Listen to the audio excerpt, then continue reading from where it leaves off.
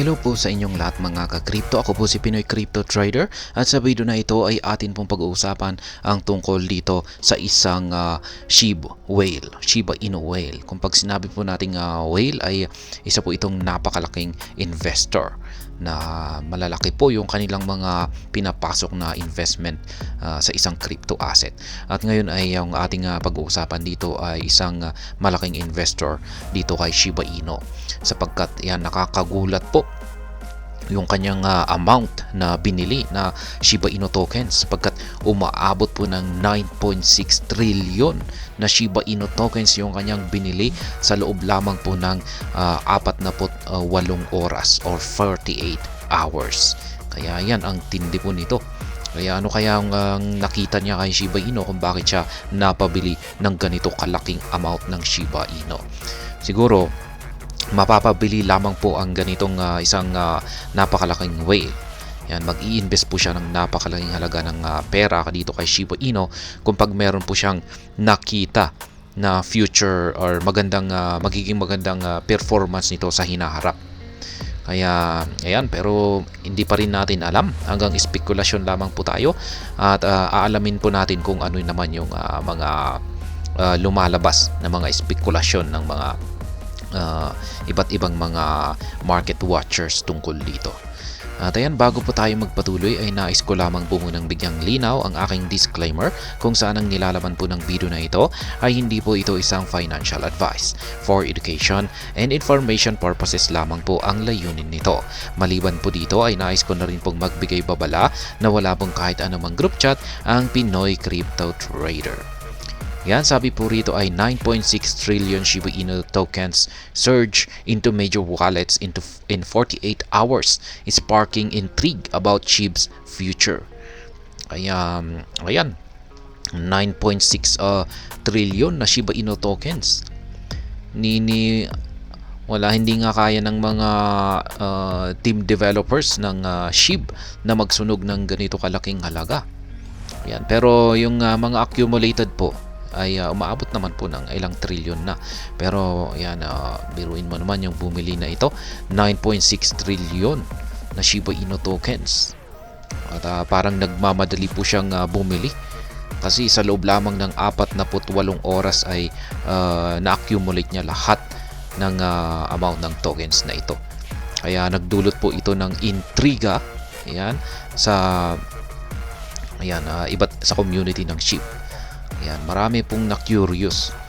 Ayan, gaya ng sinabi ko kanina ay malamang ay baka meron talagang nakita ang whale na ito na may magiging magandang future performance itong SHIB at nakita nilang kikita sila kung pag bibili sila ngayon ng napakaraming amount ng Shiba Inu tokens. Ayan, posibleng isa po itong napakayaman na tao o isang napakalaking financial institutions.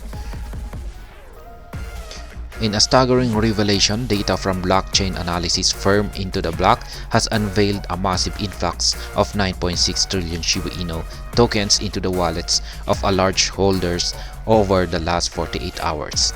The large holders inflow chart paints a compelling picture showcasing a sustained surge in the Shiba Inu inflows following a significant spike earlier in the week. Remarkably, trillions of tokens have flowed into the coffers of these whale wallets, indicating a strategic move by major investors. Contrary to this influx, the large holder outflow indicator has displayed a consistent downward trend.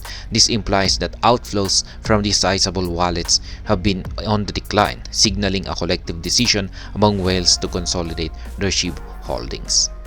Kaya yan, ito po yung comparison ng mga large holders sa kanilang inflow at saka sa kanilang outflow. Yung chart po rito sa ating bandang kaliwa ay yung inflow at dito naman po sa outflow ay nandito sa ating bandang kanan. Ayan, nakikita po natin yung inflow ay tumaas. Ayan, pero yung outflow ay medyo mababa po siya. What prompts these whales to load up on SHIB portfolios at this particular junction? Yan po yung tanong, yung pinakatanong dito. Ano nga ba yung talagang tunay na dahilan kung bakit ang whale na ito ay bigla na lamang nag-a-accumulate ng napakaraming amount ng SHIB tokens. The answer may lie in the Shiba Inu tokens price chart, which has been oscillating around the 40 digits 1 mark. Despite periodic fluctuations, the price seems to consolidate in this range. Kaya ayan, ayon po dito ay ang kasagutan daw yan sa katanungan na ito kung bakit ang whale na ito ay bumibili ng napakaraming Shiba Inu tokens ay makikita natin dito sa price chart ni Shiba Inu.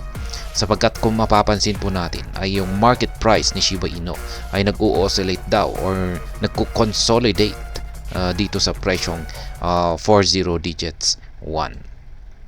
Yan, kahit na may mga fluctuations, yan, na umaangat siya at saka bumabagsak, bumabalik din po siya dito sa presyo na ito. Kaya yan, ito po yung kanyang chart na ipinakita rito. Ayan, kitang-kita natin. Ito po yung yan, yung kulay green na ito po yung price level na 40 digits 1. Nakikita natin na talagang yan, galing po siya dito sa ibaba. Ayan, nabasag niya ito. Yan, tapos bumalik din siya sa ibaba. Tapos ayan, bumalik po siya sa ibaba ng 40 digits 1. Tapos ayan, bumalik ulit siya. Kaya talagang naglalaro lamang po talaga siya. Nagko-consolidate po siya dito sa presyo na ito. Kaya kung pag-isa po tayong trader ay ayan, pwede po nating i-take advantage na rin ito. Analysis suggests that large investors may perceive this zone as a calculated risk, positioning themselves as buyers. It is essential to note that this does not guarantee an imminent surge in the SHIB price. Rather, it reflects a nuanced understanding among this category of investors regarding the risk and potential returns associated with acquiring SHIB in this specific price range. And as the crypto market continues to be dynamic, the strategic moves of these influential SHIB holders raise intriguing questions about the future trajectory of Shiba Inu's value. Kaya yan, bilang trader ay pwede po natin gawin dito ay kung pag nandito po sa ilalim ng 40 digits 1 ang market price ni Shiba Inu ay pwede po tayong magbukas ng long. Yan, long entry position kasi babalik din po siya dito sa 40 digits 1 na presyo. Kung pag nandito naman po siya sa ibabaw ng 40 digits 1 ay pwede naman po tayong magbukas ng short. Kasi babagsak na rin din po siya or babalik na rin po siya sa presyong 40 digits 1 na ito. Considering na tuloy-tuloy or magiging yung talagang yung kanyang consolidation ay tatagal. Kaya ayan po yung pwede nating gawin dito. Yan, bilang mga traders. Siyempre yung mga nag-i-spot trading naman ay hanggang buy lamang po sila. Bumibili po sila kung pag nasa ilalim ng 40 digits 1 na presyo. Kaya yan po ang pero hindi pa rin marinaw kung ano ang dahilan. Kung ano yung nakita ng isang whale dito kung bakit siya napabili ng 9.6 trillion na Shiba Inu tokens. Ang laki po niyan.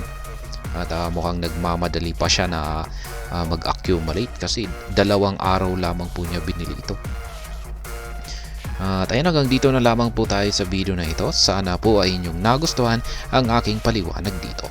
Kung inyo po itong nagustuhan ay pakiclick lamang po ang like button nito.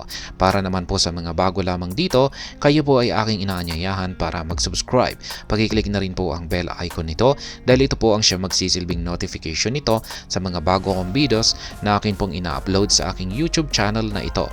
Marami pong salamat sa panonood. Ingat po tayo lagi at God bless po sa ating lahat.